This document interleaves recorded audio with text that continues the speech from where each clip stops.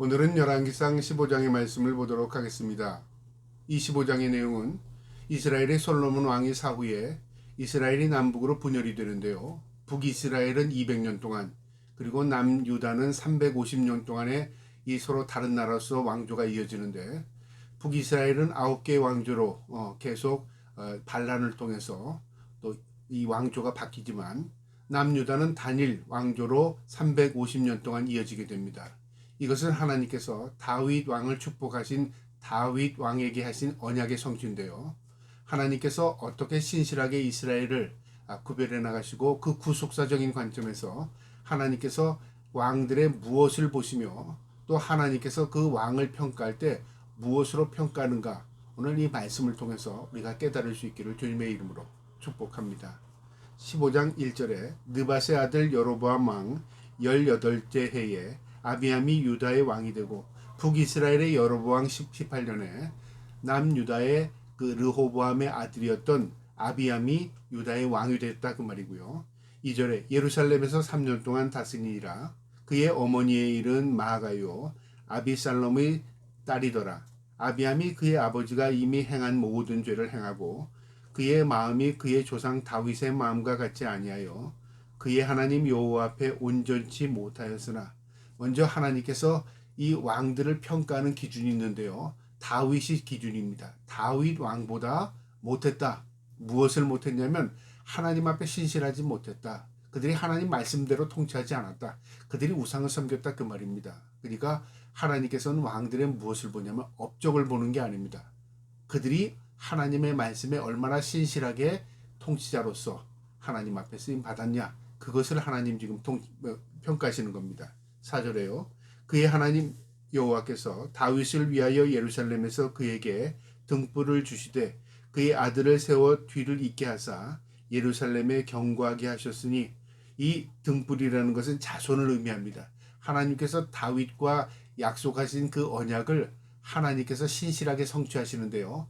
그 아들의 계보를 통해서 왕위를 이어갑니다. 그게 남쪽 유다 땅이었고요. 북쪽은 하나님께서 여로보암을 택해서 그 나라를 10지파를 맡겼지만, 그 여로보암이 온전하게 하나님의 말씀대로 통치하지 않았습니다. 그래서 결국 그게 화가 되어서요, 반란 세력에 의해서 왕조가 계속적으로 뒤바뀌는 그런 혼란스러운 그런 시대를 반복적으로 맞이합니다. 5절에요. 이는 다윗이 햇사람 우리아의 일 외에는 평생의 여호와 보시기에 정직히 행하고 자기에게 명령하신 모든 일을 어기지 아니하였음이라. 이 우리아의 아내, 이 바세바 가름 사건인데요. 그 일로 인해서 우리아를 전쟁터에 나가서 죽게 했죠. 하나님께서 그거 다 아셨다, 그 말이죠. 그 일 외에는 하나님 앞에 온전하게 신실하게 겸손하게 그의 왕권을 그가 이어갔다, 그 말이죠. 그러니까 하나님의 평가는 뭐냐면, 그가 죄를 지었으나 하나님 앞에는 늘 회개하고 통회하고 자복하는 마음으로 살아갔고, 그리고 하나님 말씀대로 그가 나라를 다스리려고 힘썼다, 그 말이죠. 마음을 보신 겁니다. 그래서 하나님께서 다윗을 축복하시고요, 그의 후손을 통해서 남유다를 맡겨주신 겁니다. 단일 왕조로요. 6절에 르호보암과 여로보암 사이에는 사는 날 동안 전쟁이 이었으니, 같은 민족이었지만 나라가 분열된 이후에는요, 반복적으로 계속 싸움을 합니다. 전쟁이 끊임없었다, 그 말이죠. 그러니까 하나님이 택함 받은 백성이었지만 하나님의 말씀대로 살지 아니함으로 결국 자기 형제끼리, 같은 민족끼리 이렇게 싸움이 지속되었다, 그 말이죠. 이 문제의 근원은 무엇이냐면 하나님의 말씀대로 살지 않았기 때문에 그런 것이다, 그 말입니다. 7절에 아비암과 여로보암 사이에는 전쟁이 있으리라. 아비암이 남은 사적과 그의 행한 모든 일은 유다 왕 역대 지략에 기록되지 아니하였느냐. 이 아비암의 이 내용은 그를 평가할 때 무슨 업적, 공로로 평가하지 않습니다. 그가 하나님 앞에 어떻게 행했으며 그가 신실하느냐 신실하지 못했나로 평가를 받은 겁니다. 그리고 그는 죽어서 그의 조상들처럼 무덤에 묻혔다, 그 말이고요. 그의 남은 업적은 역사에 기록되어 있다, 그 말입니다. 성경은 역사이지만 구속사의 관점에서 기록한 것입니다. 그러니까 하나님과 그 왕의 관점에서, 그러니까 하나님이 보시는 관점이 무엇인가를 보여주는 겁니다. 왕이 무슨 업적을 남기고 무슨 공로가 있고 그게 아니라 왕이 하나님 앞에 얼마나 신실하게 그 왕권을 가지고 행했느냐, 그걸 하나님 보시는 겁니다. 구속사의 관점인데요. 8절에 아비암이 그의 조상들과 함께 자니 다윗성에 장사되고 그 아들 아사가 대신하여 왕이 되니라. 그의 아비암의 아들이 아사가 왕을 이겼다 그 말입니다. 9절에 이스라엘의 여로보암 왕 제20년에 아사가 유다 왕이 되고 예루살렘에서 40년 동안 다스리니라. 그의 어머니의 이름은 마아가라 아비살롬의 딸이로라. 아사가 그의 조상 다윗같이 여호와 보시기에 정직하게 행하여 남색하는 자를 그 땅에서 쫓아내고 그의 조상들이 지은 모든 우상을 없애고 이 아버지였던 아비암을 하지 않았던 행동을 이 아들이었던 아사가 왕이 된 이후에는요, 완전히 개혁을 일으킵니다. 종교 개혁이죠.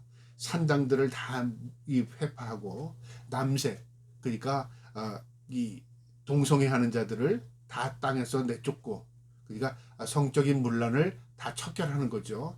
그러니까 종교적으로, 그 다음에 이 윤리적으로 기반을 세우는 겁니다. 그러니까 깨끗이 하는 거죠. 13절에 또 그의 어머니 마가가 혐오스러운 아세라상을 만들었으므로 태우의 위를 패하고 그의 우상을 찍어 기드론 시내가에 불살랐으나 그의 어머니가 섬겼던 아세라상을 이걸 파괴하고 어머니를 왕위에서 폐위시켰습니다. 그러니까 척결한 거죠. 모든 우상을 다 회파하고 그 다음에 윤리적으로, 그 다음에 종교적으로 올바른 길을 가려고 힘썼던 이 왕이 바로 아사 왕이었다 그 말이죠. 우리가 때로는 부모의 것들을 그대로 전수해서 무의식적으로 행하는 그런 왕들도 있지만요. 때로는 부모하고는 전혀 다르게 개혁해 나가는 왕들을 이 성경을 볼 수 있습니다. 그런 왕들을 통해서 하나님께서 그 후대를 복을 내리시는 걸 봅니다. 우리가 부모가 어때서 또 뭐 환경이 어때서 우리가 어떤 걸 자꾸만 남의 핑계를 대잖아요. 그런데 사실은요, 우리가 하나님의 말씀으로 온전히 하나님의 기쁨으로 살아가면, 그리고 하나님이 기뻐하는 것으로 행하면 그것이 내게 복이 됩니다. 그리고 그것이 하나님께 영광이 됩니다. 이 아사 왕이 그렇게 행했던 것 같습니다. 그러나 14절에 다만 산당은 없애지 아니하니라. 산당은 우상 숭배하는 장소. 이 산당을 완전히 없애지는 못했던 것 같습니다. 그러나 아사의 마음이 일평생 여호와 앞에 온전하였으며 그가 그의 아버지가 성별한 것과 자기가 성별한 것을 여호와의 성전에 받들어 드리니 곧 은과 금과 그릇들이었더라. 하나님께 구별하는 그런 마음을 가졌다 그 말이죠. 그게 믿음이고 그게 신앙입니다. 구별의식이죠. 왕이 그런 구별의식을 가지고 하나님을 섬겼으니 백성들은 어떻게 됐겠습니까? 그걸 본받고 또 백성들도 정결해지는 겁니다. 그러니까 지도자가 어떻게 행하느냐에 따라서 백성들이 오염도 되고 백성들이 또 개봉도 되고 그런 겁니다. 16절에 아사와 이스라엘 왕 바사 사이에 일생 동안 전쟁이 있었느니라. 그러니까 남북이 끊임없이 전쟁이 기적됩니다. 왕들은 바뀌지만 그 갈등은 계속 이어지는 것입니다. 그것을 지금 보여줍니다. 이 근본이 뭐냐면 하나님의 말씀대로 행하지 않았기 때문에 그런 것이라 그 말입니다. 17절에 이스라엘의 왕 바사가 유다를 치러 올라와서 라마를 건축하여 사람을 유다 왕 아사와 왕래하지 못하게 한지라. 그러니까 북쪽의 왕이 이 백성들이 남쪽에 예배하러 가지 못하게 하기 위해서 성을 쌓는 겁니다. 그리고 왕래하지 못하게 완전히 단절짓게 만드는 거죠. 오늘날도 그런 일이 있지 않습니까? 북한이 때로는 이 남쪽을 침공해 들어와서 그들이 나름대로 적화 통일을 이루려고 하다가 이제 국력이 쇠퇴하고 그들이 그런 능력이 없으니까 이제 어떻게 하냐면요, 성을 쌓듯이 전방에 이제 그 장벽을 쌓는 거죠. 똑같습니다. 이 성경의 역사를 보게 되면, 인간이 하는 행동들을 보게 되면요, 이게 하나님 앞에 징계를 받을 일이구나, 이게 망할 징조구나, 그것들을 보게 됩니다. 이 북이스라엘과 남유다도 하나님 말씀대로 온전히 서지 못하니까 전쟁이 지속되었죠. 그것뿐만 아니라 이제 북이스라엘에서 남유다로 사람들을 내려가지 못하도록 이제 성벽을 쌓는 겁니다. 18절에요.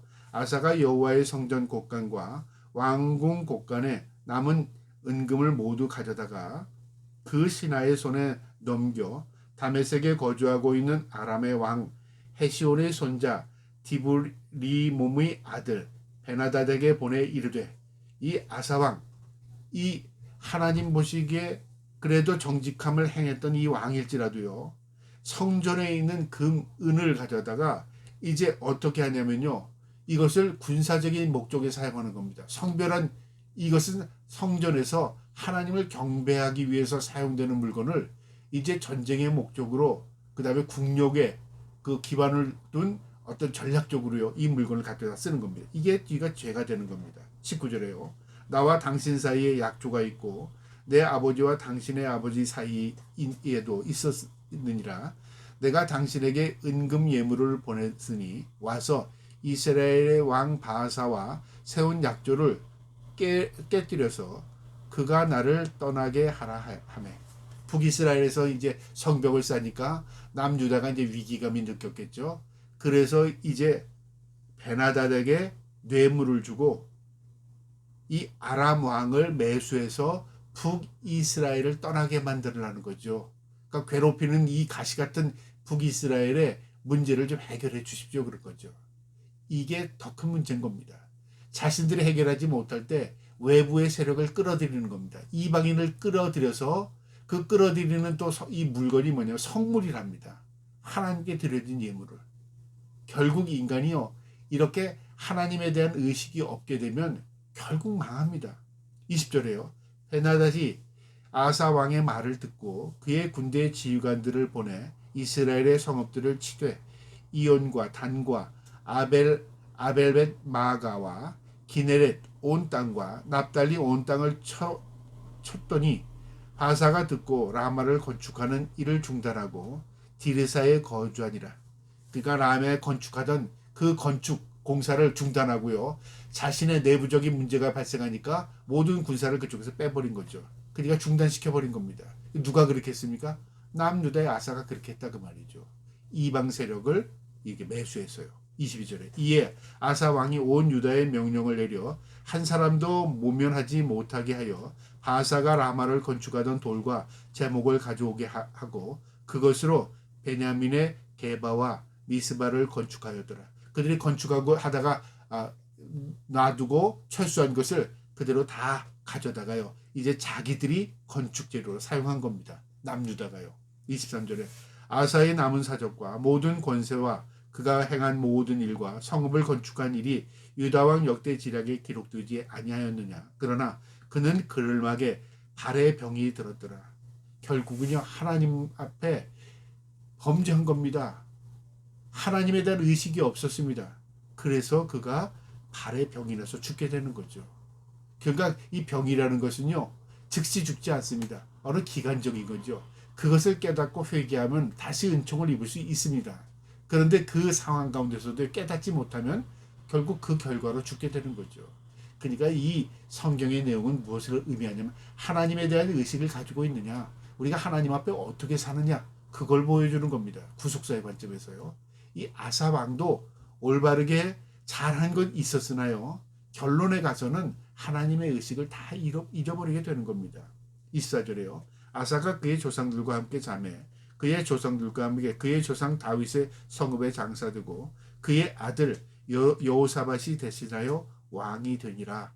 이제 거기까지는 바로 남유다의 왕들의 통치 방법이 어땠는가. 하나님 보시기에 선한 것도 있었지만 그러나 그들도 역시 북이스라엘과 별반 다를 게 없었다. 그걸 보여주는 것이고요.